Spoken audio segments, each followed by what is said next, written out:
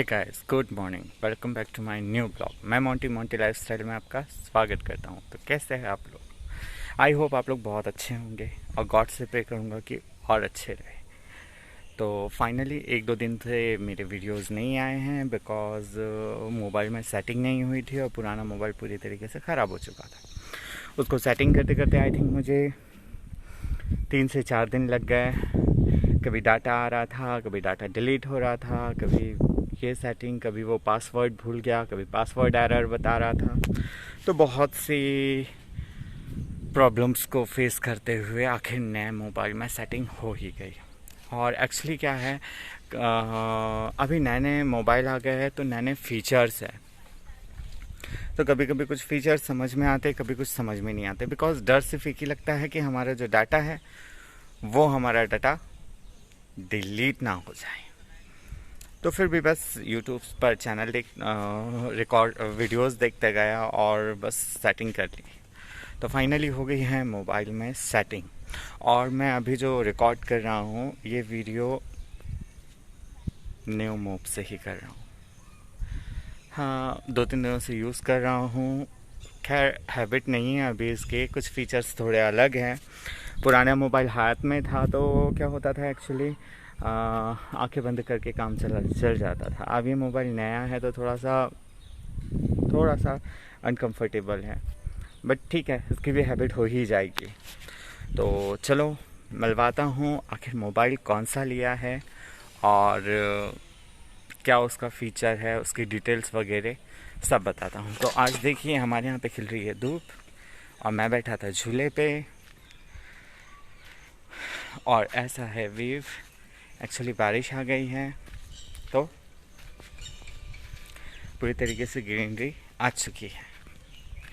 तो चलो मैं देता हूँ आपको मोबाइल का रिव्यू। तो आप देख रहे हैं सबसे पहले India's number 1 made in India.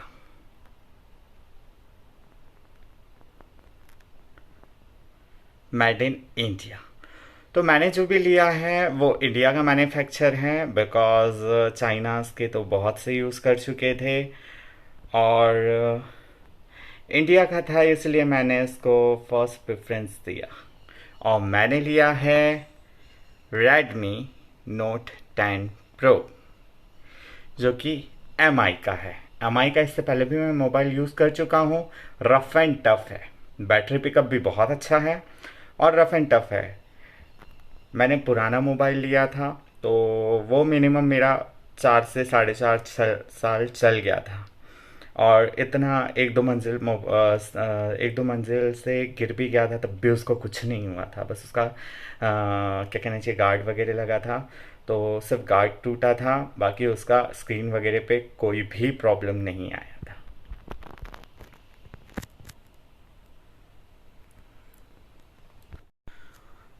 Mobile की बात की जाए तो आज शॉप में कई वन प्लस, एम आई, वीवो, ओप्पो और क्या कहना चाहिए,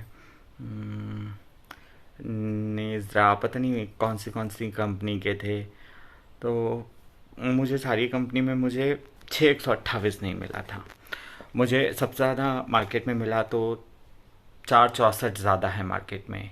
और वीवो में देखा मैंने, क्योंकि इससे पहले मैंने वीवो का मोबाइल यूज़ किया था तो वो 464 था वीवो का। और अब उसमें मिल रहा था तो मुझे 8 128 मिल रहा था। तो मुझे चाहिए था 6 128, जिसमें मुझे इंटरनल ज़्यादा चाहिए था, इंटरनल स्पेस, और रैम भी ज़्यादा, क्योंकि रैम का भी इफेक्ट पड़ता है। तो बहुत मोबाइल तो मैंने बहुत सर्च किए, लेकिन मुझे जैसा चाहिए था बजट और स्टोरेज, वो मेरे लिए ज़्यादा मायने कर रहा था। बजट भी मेरा अच्छा खासा था, 22 के समथिंग, बट फिर भी सोच रहा था कि मोबाइल है यार, मोबाइल में तो प्रॉब्लम्स आना स्टार्ट हो जाती है। इसलिए जैसा मैं चाह रहा था, कई चाइना की कंपनी है, अब तो नाम भी याद नहीं है। ओप्पो, जैसे ओप्पो भी बहुत थर्ड क्लास कैटेगरी का है, क्योंकि ओप्पो में तो बहुत जल्दी प्रॉब्लम आना स्टार्ट हो जाती है। और अब तक मैंने चलाया था वीवो का, तो वीवो भी रफ़ एंड टफ़ ही कहूँगा, क्योंकि वो भी मेरा हैंडसेट 3.5 4 साल समथिंग चल चुका है। मुझे मोबाइल का उतना क्रेज़ नहीं है, बट हाँ यूज़ के लिए ठीक है। और दो मोबाइल रखता था मैं, एक छोटा और एक बड़ा। तो ये तो हो गया जैसे यूट्यूब वगैरह, मतलब सोशल सर्विस के लिए, और बाकी कॉलिंग के लिए तो अलग ही रहता है। तो बेस्ट ये भी था इसका एक रीज़न लेना 10 प्रो का, कि इंडिया का था, एमआई का था, और फिर बजट में था, और कई सारे फीचर्स इसके नए हैं, और इंडिया का है तो बेकार तो होगा नहीं, इसलिए इसको फर्स्ट प्रेफरेंस देकर मैंने लिया। 100% श्योर नहीं था, लेकिन 70% मन में था कि ठीक है बेस्ट है, तो यही लिया। तो आ जाइए, मैं आपको इसके बेनिफिट्स बताता हूँ, इसकी डिटेल्स बताता हूँ। तो अब बताता हूँ इसकी क्वालिटी। इसमें है 60 MP selfie camera, dual stereo speaker, IR remote control, glass covered back. इसका बैटरी में है 240 hertz touch sampling rate, side mountain fingerprint sensor, और 360 डिग्री लाइट सेंसर, और क्या है Z axis liner vibration motor. 628 6 GB RAM और 128 GB internal है।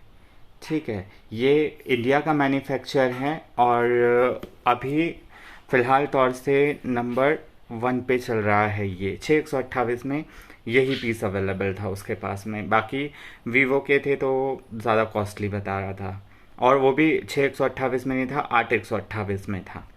तो ये इंडिया का मैन्युफैक्चर था, इसलिए मैंने इसको सबसे पहले लेने में सजेस्ट किया।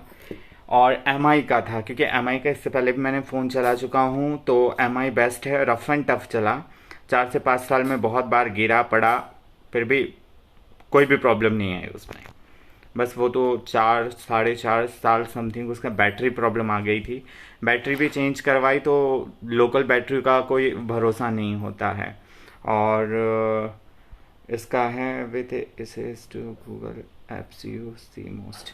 और कैमरा क्वालिटी भी अच्छी है। बाकी इसको मैं 2 दिनों से यूज़ कर रहा हूँ, तो बेस्ट है। इसका जो डिस्प्ले है 6.67 120 हर्ट्स